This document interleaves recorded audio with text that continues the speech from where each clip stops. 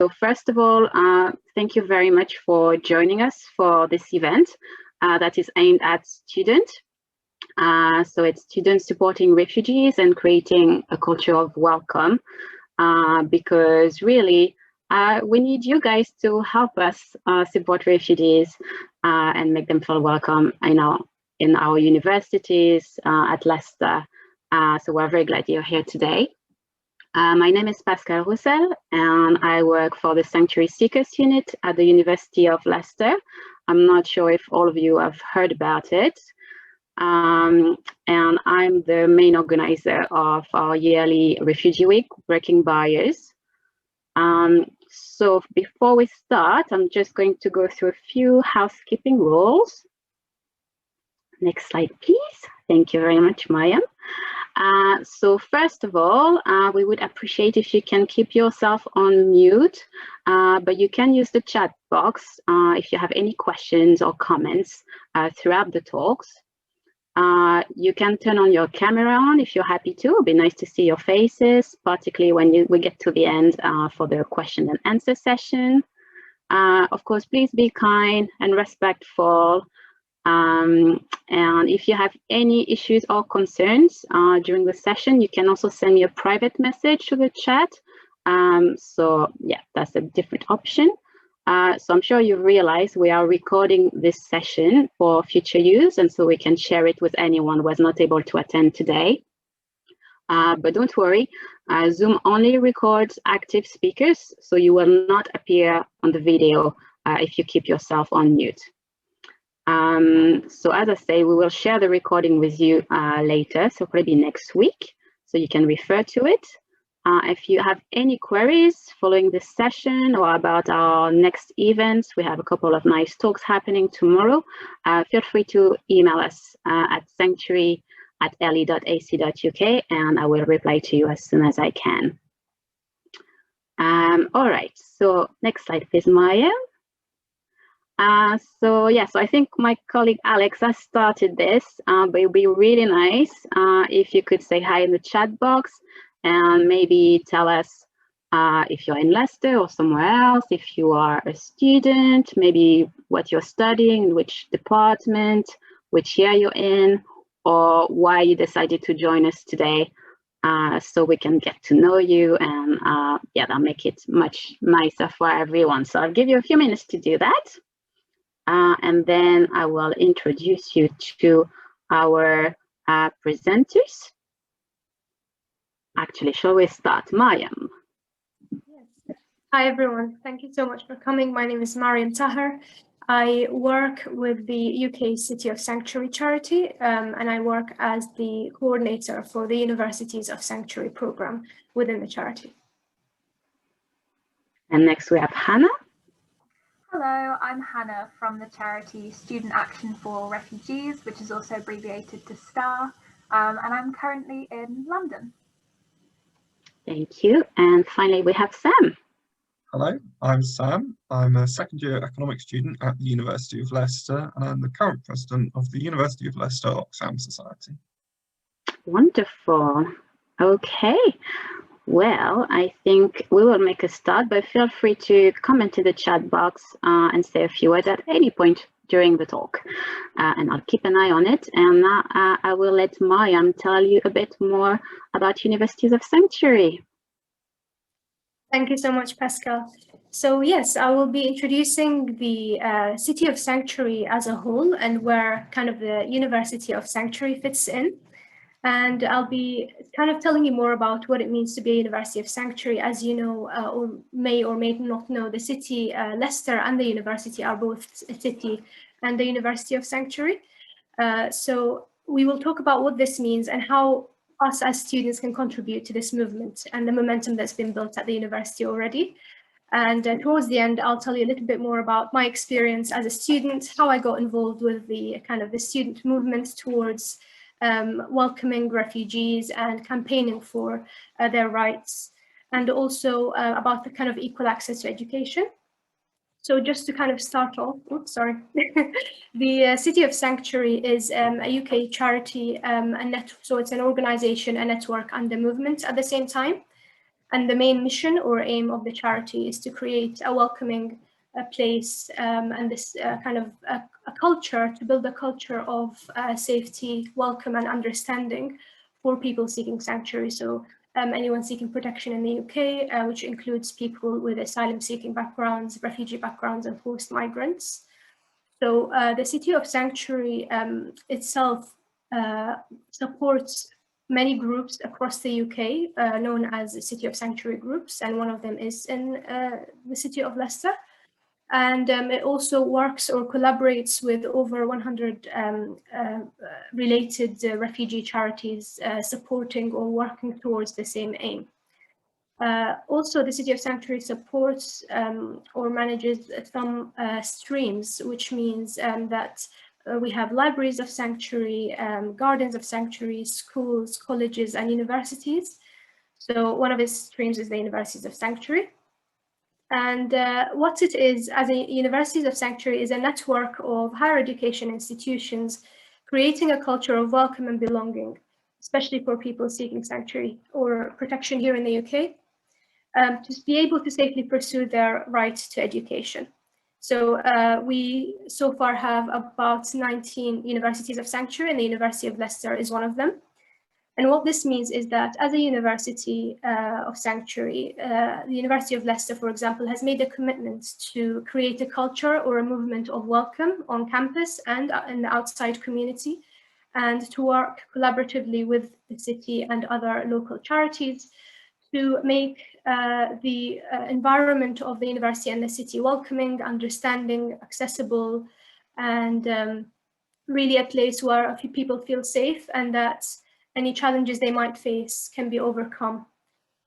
So with the Universities of Sanctuary as kind of an accreditation or an award that universities get, it's given by the City of Sanctuary in recognition of the really good practice and the good work and the positive initiatives that the universities make towards this. So maybe if you've seen the previous events of this Refugee Week, or when you see it later, you will really see highlighted how the university is taking initiatives and making really great efforts to make university welcoming and accessible. That can take place and kind of take shape in many ways. For example, it can take shape in making scholarships for students to be able to get into higher education, which otherwise without the scholarships they wouldn't be able to because of lack of access to student loans or student finance, making the other steps easier for them in terms of pre-sessional English language classes to overcome the barrier of not knowing the English language or not having sufficient qualifications to go into their academic studies and pursue their aspirations. So the universities, making so many great efforts in terms of making that accessible, having the scholarships to allow people to take up these places that they rightly deserve, and also really taking a proactive role in learning more and teaching and researching about what other challenges and barriers we can see that people seeking protection have in the UK and how we can play our role in kind of resolving them or overcoming them together. So this kind of leads me on to speaking about why universities choose to become a University of Sanctuary. So there are many reasons, but reading these, you can see that the student kind of movement is a key force in all of them. So as students, we all want to kind of go into really great universities in terms of academic reputation, but we also really wish or want to go to universities that are compassionate and do kind of stand in solidarity with people who need this culture of welcome. They need to feel that they are understood and that their challenges are understood from the university perspective.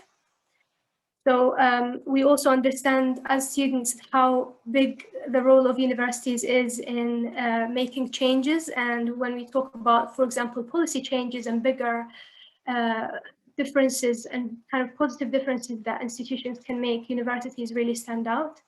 And when they're in a network together like this, it makes it easier for their voices to be heard and for them to make that difference than if they were doing it alone. So this is, for example, with campaigning.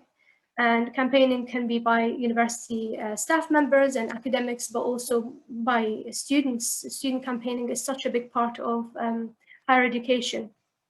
And it makes us kind of unite for the same reason.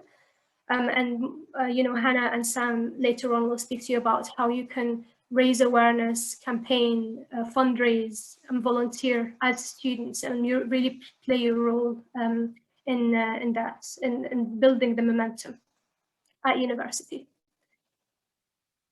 So as part of being a University of Sanctuary, it encourages and it involves a lot of learning, embedding, and sharing. And these are 3 principles that all of those universities in this network and even outside the network work towards kind of achieving. So first of all, learning. So learning is about understanding or trying to be proactive in learning what causes people to seek sanctuary, what it means to be seeking sanctuary, what it means to seek asylum, what are the experiences of those people, what challenges can they have. For example, in terms of, in the context of accessing education and going to university, but also as a whole and kind of like a global context. And then having learned about these reasons, challenges, experiences of those people, we can learn about how can we take the steps in our roles in university to make their experiences easier and more positive. So that can, again, be in terms of advocating for their rights, campaigning, listening to them, encouraging them to be part of the same movement, encouraging the university to have more places and opportunities for them, but also for us to feel that we are making a positive difference. So in terms of embedding, for example, joining similar student societies and similar student groups, and looking at what events you can do, what information sessions you can do to raise awareness of certain issues. For example, access to higher education, lifting the ban on employment, you're reuniting families with the Families Together campaign. There are many others that I'm sure Hannah will mention to you later on. With learning and active learning, you can do that within your university, looking at, for example, what's happening at the Sanctuary Seekers Unit at the University of Leicester, what help is there available for students, what is the support being there, what are the workshops, the events happening, is there an opportunity for you to volunteer or help out in any way? But also looking at lectures, teaching, research, anything that's accessible, that you can enrich your knowledge with in terms of the kind of the sanctuary movements. And finally, with learning about this and trying to embed it within your activities on campus, either as an individual or with a student group, it's about sharing, spreading the word about the positive work you've been doing, having regular meetings, regular checkups with your student societies or student groups, looking at what resources there are, what videos, what your university is producing, sharing that around as well, and helping other people understand the things that you've learned and seen. So one other suggestion, for example, is looking at what the Students' Union is doing. Do they have, for example, some membership fee waivers for people who want to access some societies but don't necessarily have the financial means to be able to access them? And then they can apply for those waivers, and it can make those societies or clubs or sports more accessible for them in the future, for example. But just to give you kind of a more personal example, just to speak about how I got involved in the Charity City of Sanctuary, what my previous experience with STAR was. So I attended university as an asylum seeker under one of the equal access scholarships or the sanctuary scholarships, depending on what the university calls them. Without this scholarship, I wouldn't have been able to go to university. And I didn't know that the university had a STAR or a Student Action for Refugees group at the time. And it was the first year that the university introduced the scholarship. So I was very new to the whole campaign, very new to the idea that this scholarship exists in so many different universities. And I found out about the STAR group, the society on campus, by coincidence. So my friend was going to the committee elections meeting, and I just went along with her because I was interested to hear more about their activities and what they're doing. And then later on at the meeting, I found out that this kind of charity is the charity that campaigned initially for the scholarship that I'm on now. So it was kind of like a light bulb moment in my head, like without this campaign or without this charity, the Student Action for Refugees charity, and the Access to Higher Education campaign they did, I wouldn't have been able to come to university. I wouldn't have been on this scholarship. So later on, I joined the society as a volunteering coordinator, and seeing the students in the society who haven't necessarily been through my experience, they haven't necessarily, experienced what it's like to claim asylum and have no option but to access university through a scholarship, and having very limited opportunities. And it was very difficult to access university. They still were so supportive and advocating and so proactive with the kind of the cause and the campaigns of the society. So we held some information events for the university to teach academic staff and students about what the scholarship is, how it benefited me, what it means. And so many people were surprised that people seeking asylum in the UK or those with other temporary statuses weren't able to go to university in the typical way. They didn't necessarily meet anyone with an experience like this before, so they really appreciated the presence of the students there, despite them being maybe younger than the academic staff that were there, despite them not having those experiences. Their determination and compassion with the campaigns and their advocacy was what really inspired those academic staff to really support the scholarship. So because my university was the first one to have this, my year was the first one to be on this equal access scholarship, there was a lot of work still needed to be done to fund and raise funds for the scholarship and to provide more places for students like me on the scholarship. So I worked closely with the alumni at the university because I saw STAR and I saw their support and kind of their understanding and how really, I guess they provided such a nice welcoming space for me because I didn't know if people would understand my situation and whether they would have some prejudgments or preconceptions about people seeking asylum because of what I saw in the media and the general stigma around me. I was kind of anxious about that in the beginning, especially going to a new environment that I wasn't familiar with.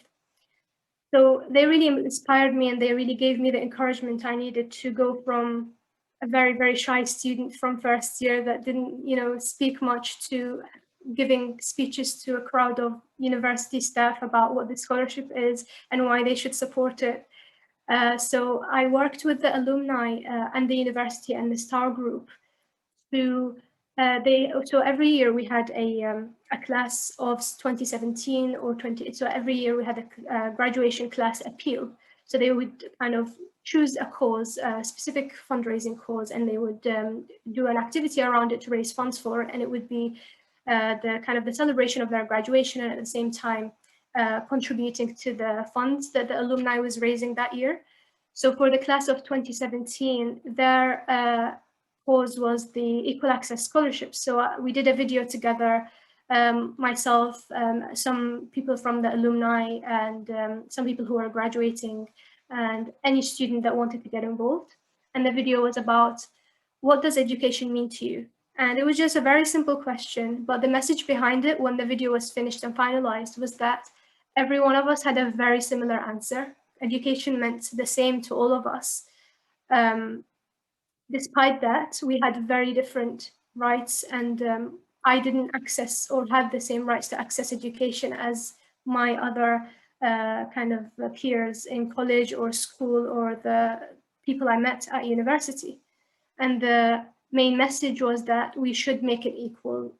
Access to education should be something that everyone can have, because despite of your circumstances or financial barriers or your status, you deserve that, and you deserve to kind of pursue your dreams and aspirations. And there wasn't any difference between us in terms of that.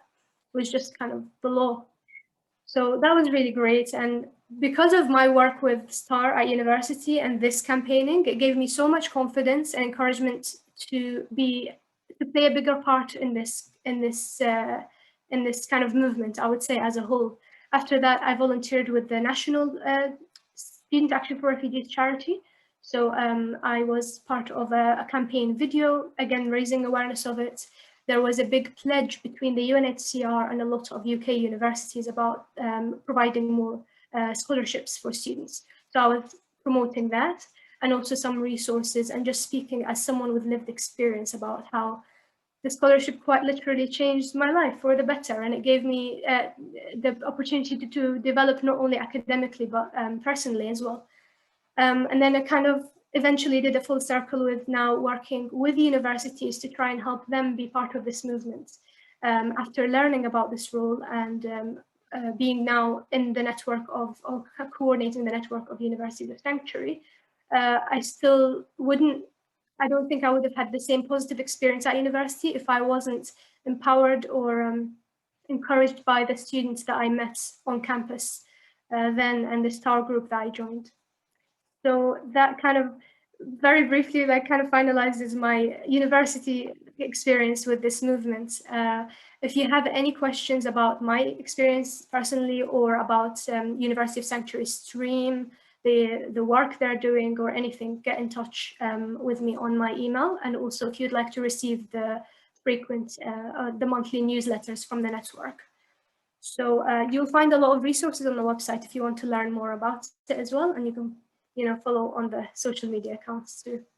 Thank you so much. And I'll pass you now on to Hannah to speak to you more about STAR. Oh, such a tough act to follow, such an incredible speaker. And just before I start talking about STAR, Maryam, you do so much incredible work with STAR, with University of Sanctuary, and also with helping to start the Equal Access Network recently. So, you are incredible, an incredible example of just student activism and how that can take you on and effectively change your life. So I think if we were all in person, everyone would be, standing up and cheering, and I love hearing you speak, and yeah, it's been so great. So thank you so much. Thank you. Thanks so much, Hannah. Yes, all the comments are saying the same. But just a little bit about Student Action for Refugees. It was founded in 1994 by students at the University of Nottingham, which coincidentally is where I found STAR. So this is me in the two pictures. The one on the right is actually my first ever time attending a STAR meeting. I was 10-15 minutes late because I couldn't find the right building, and I was so embarrassed because there were so many different people.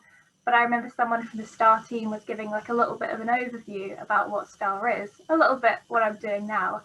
And by the end of it, I knew this was the society I wanted to join. Previously, I joined STAR in my second year, but in my first year of university, I did the typical thing where you join 7 or 8 societies because you're going around Freshers' Fair, they're giving you so many sweets, so many stickers, and you've got this long list of societies, and they all sound really good.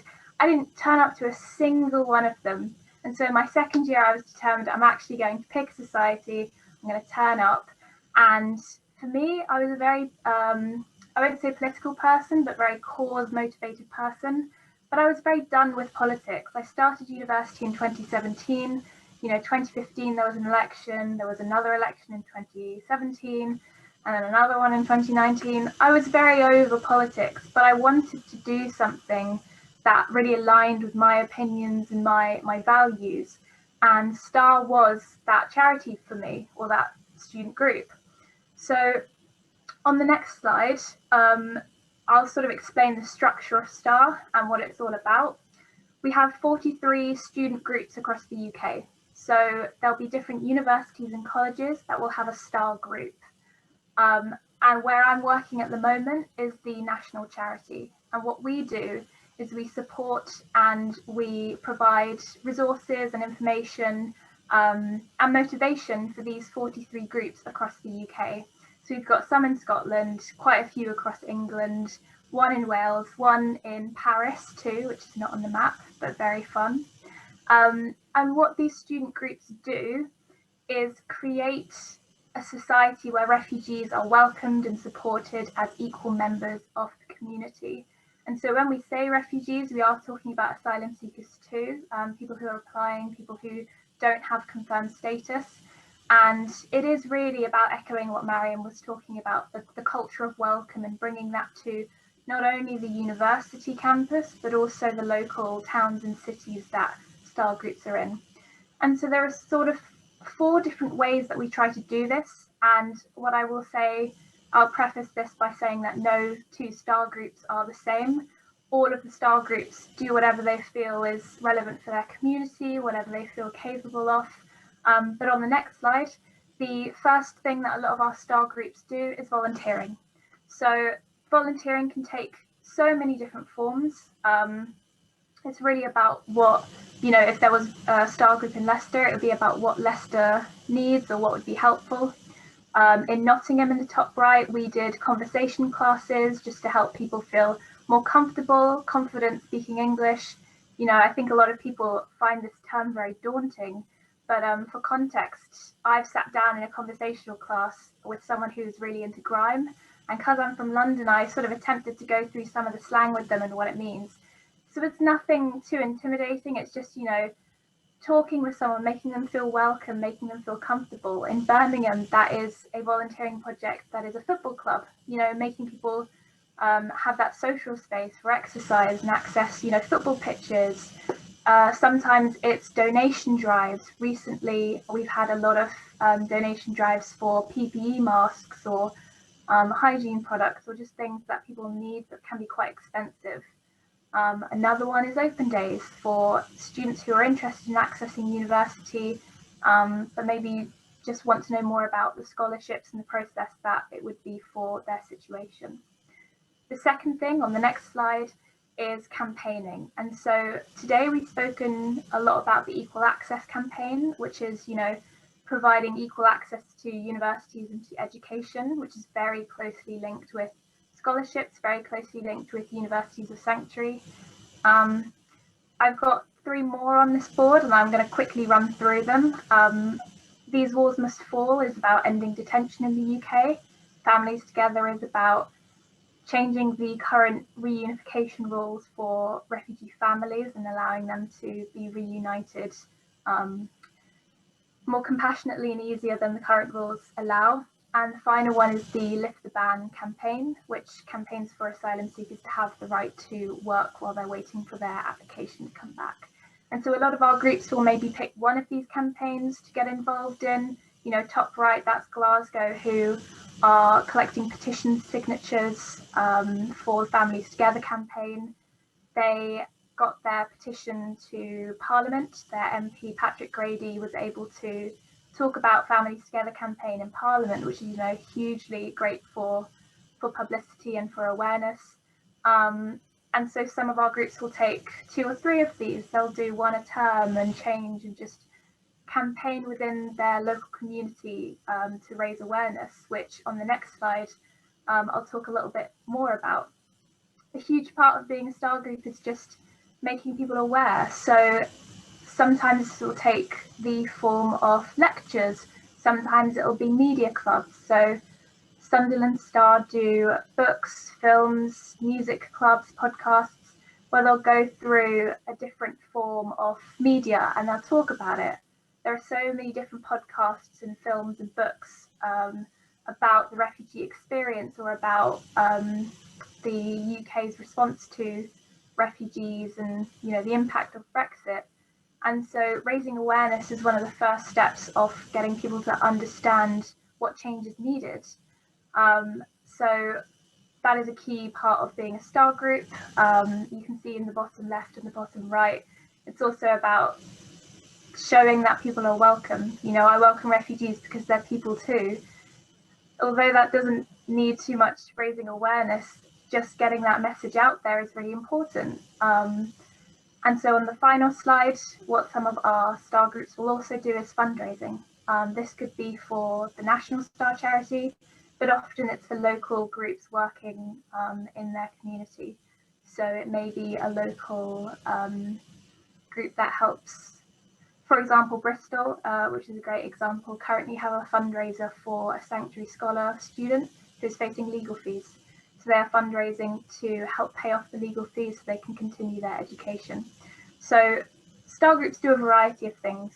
It's all about what each member wants to focus on. It's about what is needed in their local community. And I think there are so many ways that students can get involved that, you know, it is the thought that counts, you know, whether you just want to help people understand more about what's going on at the moment, or whether you want to lobby your MP, or whether you want to get another scholarship. You can do it, and just by doing that, it's a really powerful message to people in your community. And so the next slide, if you would like to set up a STAR group at Leicester, feel free to get in contact with me.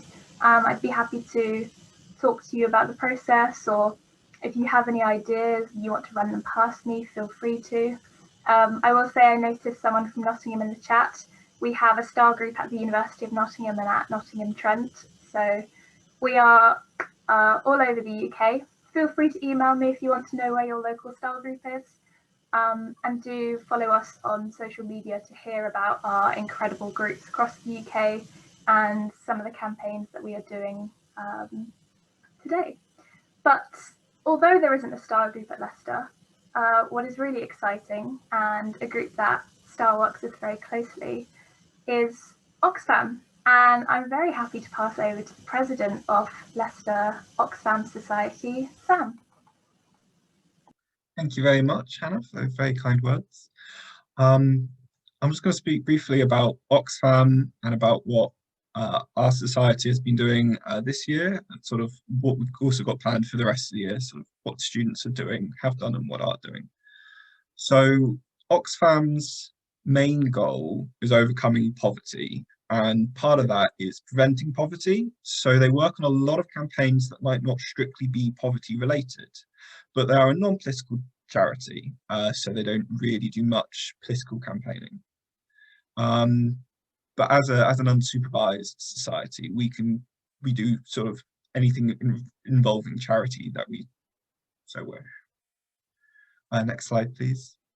So since my involvement at the start of my university in 2019 and this academic year, we focused on the Yemen campaign, the Behind the Barcode campaign, climate change, the People's Vaccine campaign, and the Refugees Families Together campaign, along with working around other fundraisers and other issues, such as we've done things like food drives and raising money for the Australian relief fund during the forest fires last year. We usually have sort of weekly events on a Thursday at 6 p.m. We've done documentary screenings, we've had student-led presentations by members of the society, we have had speaker events, pub quizzes and fundraisers. Next slide, please. These are a couple of posters of what the speaker events we've had. So we've had they've all been Oxfam campaigners working in Oxfam. So we've had talks on the Yemen crisis, the People's Vaccine campaign, and a week on Thursday. So on the 18th of March, we have a talk with Shahad on the refugee crisis, who is a campaigner at Oxfam. It'd be amazing if you could come along. And for the rest of the term, we have a debate with the University of Leicester Oxfam Society on the moral failure of refugees, along with a social. So it'd be amazing if you are interested in getting involved, if you could do. I joined the society as I was really interested in getting involved in charity whilst at university. I wanted to get involved in society to get the stereotypical university experience. And I like the idea of charity work because I was quite interested in the public/charity sector. And in Freshers' Fair, when I was going around collecting 100 stickers, I saw the Oxfam Society and I decided to get involved with it, partially because I had limited experience before whilst at secondary school, partially because I went along and I really liked it. I liked the enthusiastic members of last year, and I found myself working as part of a group of people working towards some amazing goals, and we had quite a lot of fun doing it. And I've gotten so much out of being involved with this charity society. I've had experience working towards a common goal, campaigning. I've had leadership training. I've had confidentiality training. I've got public speaking experience from the weekly meetings I've led and this.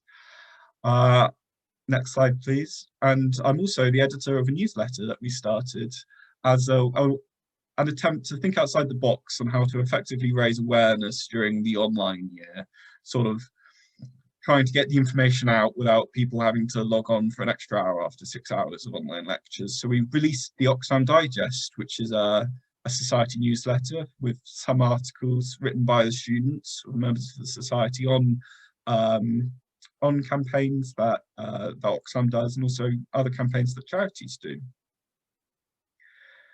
It's all working together as a group of students, having fun campaigning and learning something new. And in my experience of being involved in society, student-led campaigning is petitions, emailing MPs, fundraisers, and awareness raising. And it's all about getting that experience for later use and making a positive difference. And it looks brilliant on your CV. At the University of Leicester, there's not only the Oxfam Society, there's also Amnesty International, UNICEF, Alzheimer's, Planet Change, and there's a few more. So if you're interested in charity societies or campaigning, get involved. There's so much going on this year, and I hope there will be as much going on next year. It's a fun thing to do to complement your degree, and it helps make a positive change. Next slide, please. So they're the contact details for the University of Leicester Oxfam Society there. If you wish to contact us. At the University of Leicester, there are currently nominations running for the 2021 academic year committee. They're open until the 13th of March. Sort of doing roles of president, secretary, treasurer, wellbeing and inclusion ambassador, and a few more, and that's for over all societies. So if you're interested about getting involved and you're around for the next academic year, please check out the societies, think about nominating yourself and signing up for it. I can't recommend it enough. And you do so via the Student Union website.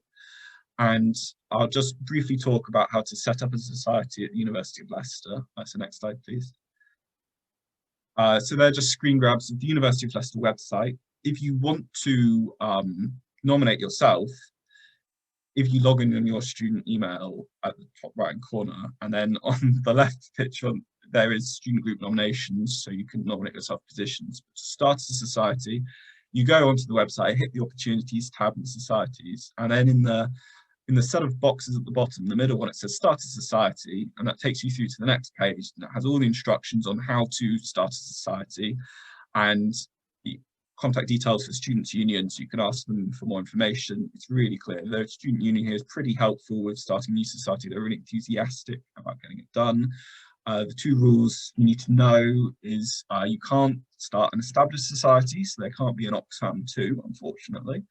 And you need at least 3 members to start a society. But please get involved. And that's the end of that. If you have any questions for me, please let me know about how we're doing in terms of campaigning at a student level at the moment. Thank you very much, Sam, and thank you to all our speakers who've been excellent and very insightful. I've learned a lot myself. So that's really great. I see we have a question actually for Sam.